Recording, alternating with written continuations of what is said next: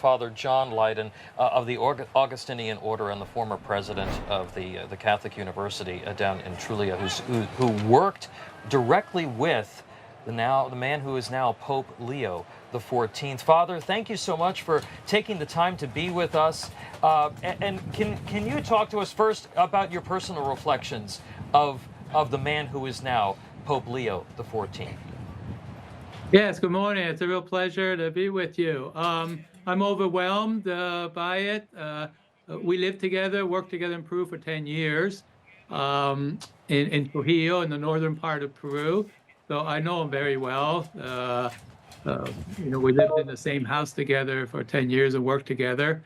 He's a great person, very personable, good sense of humor, just a tremendous person, very bright, but a humble person, so he doesn't overload it on anyone. And he's a good listener. I think he'll be a bridge builder, not only within the church, but for our world as well. So I think it's a blessing not only for the Catholic Church, I think it's a blessing for the world in this time of great division and war. His first words were Jesus' words, "A peace be with you." I think he'll be a pope that promotes that peace.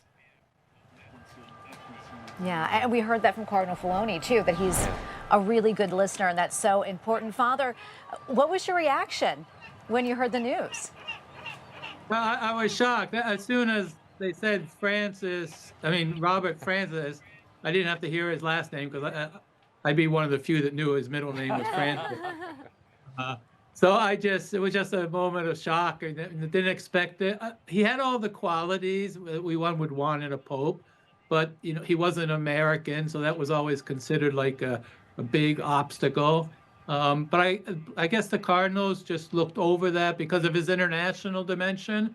Most of his life was spent working in Peru and in Rome, not in the United States. So he has that global perspective of the global South, of the ancient part of the church. They're centered in Europe and Rome. So I think it's a healthy balance between the 2,000-year tradition of the church and the areas of the church in the world that are growing and coming forth with a greater voice. Yeah. He reaches out to the poor, was very conscious of that in Peru, in our parish, making sure that the poor we treated with dignity, something that's not a lot the case in Peru. And so I think that's a great message. I think God got it right. All right, that's a great way to end it. Thank you very much, Father John Lydon. We really appreciate those personal reflections of your time with Robert Francis Prevost, now Pope Leo XIV. Information, truth is freedom. Is Newsmax. It's real news for real people.